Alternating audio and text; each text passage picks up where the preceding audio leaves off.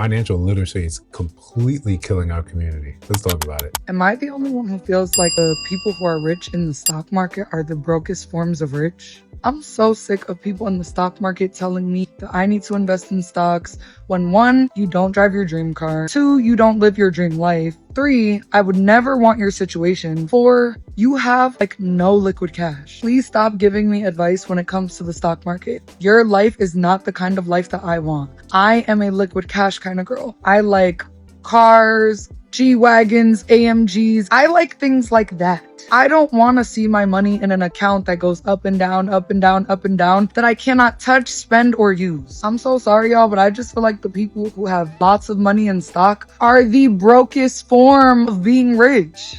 The net worth comes before the liquid cash, right? That's something we don't really talk about or understand in the community, but we're gonna have a little money conversation here in tangentially to relationships. But before we do, like, comment, subscribe, hit the notification bell so you don't miss new uploads. Still trying to do 2 a day, still going strong. So we got merch in the store, so hype the video, share the video.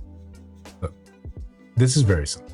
This is just a great indication of what's wrong with our communities and the kind of conversation that we're not having properly. When you are looking at what your money could do for you right now, that's when you care about its liquidity. When you go on Pop the Balloon and you talk about pull out 100K right now, you're caring about what you have in the bank account. You're caring about the comma and the zeros or the digits in there. You care about the wrong things when it comes down to building wealth. Building wealth isn't cute. Building wealth isn't sexy. Building wealth takes time, especially when you're starting from financially, modest means. One thing we have to get out of the thinking is that sometimes when we're talking about generation wealth, what's being passed down is, if it's not monetary, it doesn't count. Sometimes it's a proper mindset. Sometimes the best you can do for your children right now is rid yourself of mindsets like this. That could be the very best thing. That could be the very best gift you can give your kids. You may not be able to give them money, millions, the jet, the G-Wagon. Maybe that's not in your purview. Maybe that's not for your life. But you can rid yourself of this mentality, and that should be incumbent upon you to do so. When you get caught up with the flash, when you get caught up with showing the wealth, you never really get a chance to build it. Everything she named is a depreciating asset. If you have your money in liquid form, it's a depreciating asset when it comes down to inflation.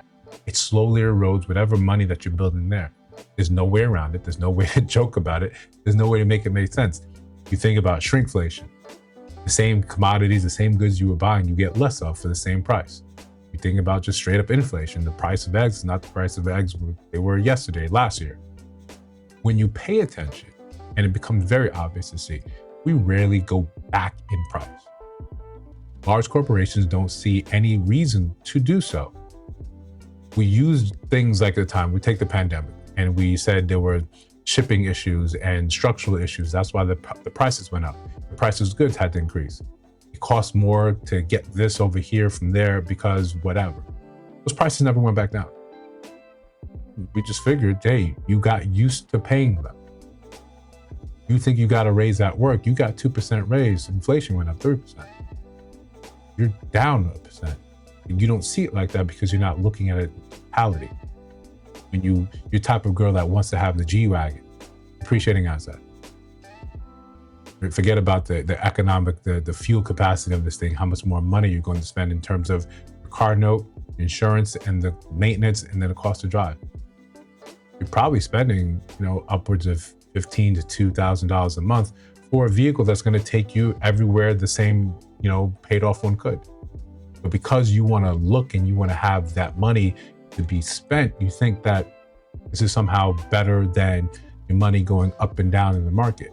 And make no mistake, right now, the money's down. But when you think about the stock market, when you talk about up and down, you're supposed to be understanding the truth. It's an up and down on a positive growth sort of chart. You have to chart these things over years. Not a year, not a month. We're talking 5 years, 10-year return, 20-year return, and you see this sharp increase. You just get caught up in the thinking because you're thinking about things in the present, in the now. And if you don't have access to that money for you to put your hands on and then turn over to someone else, you feel like that's not wealth. That's not growth. Again, it's boring. It's not sexy. When you get caught up in looking at things in the here and now, you don't prepare for the future. And the best thing you can do is, open up your phone and look at people, look at the elderly who are forced to continue to work.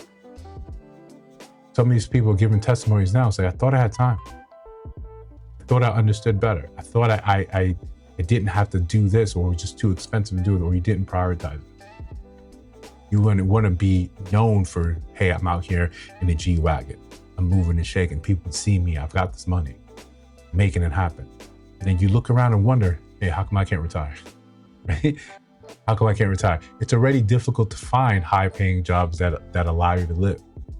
Now we're thinking about in whatever timeline we're looking at, 10, 15, 20 years. Or you keep this mentality about keeping up with the Joneses and being looked and being known as someone that's got it. Eventually truth comes out. Time, reveals its hand, and your cohort, the rest of the people are going into, leaning on whatever investments they made. You're never going to, save your way to real wealth, especially when this thing's just coming, it's being liquid. Again, it's not sexy.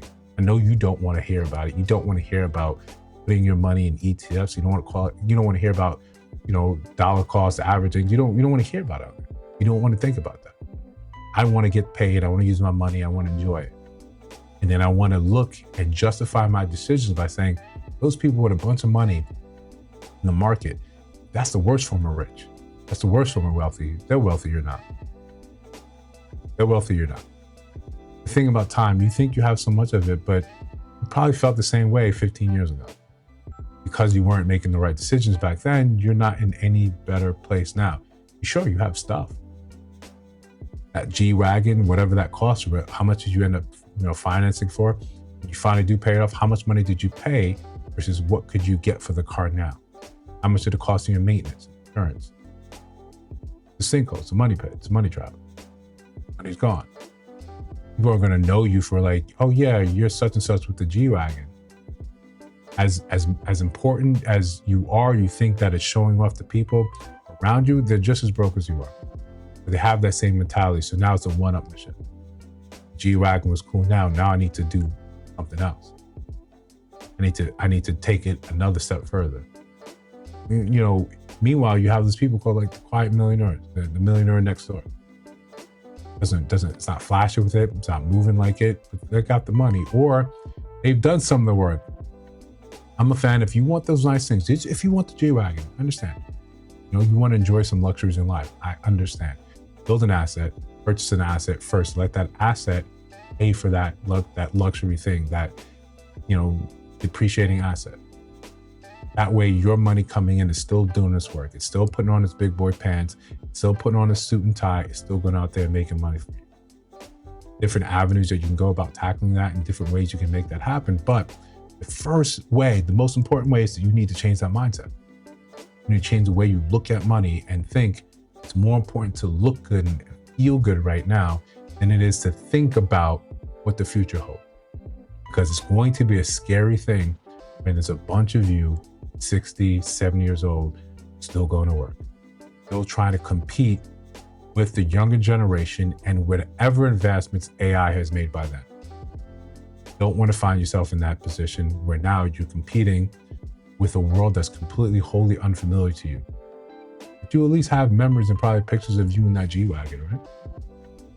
So if you disagree, let me know down in the comments below. If you see other videos on your screen, take a look at those. Let me know your thoughts about those in those videos. And of course, listen to my voice now. I think you should subscribe. I'll see you in the next one.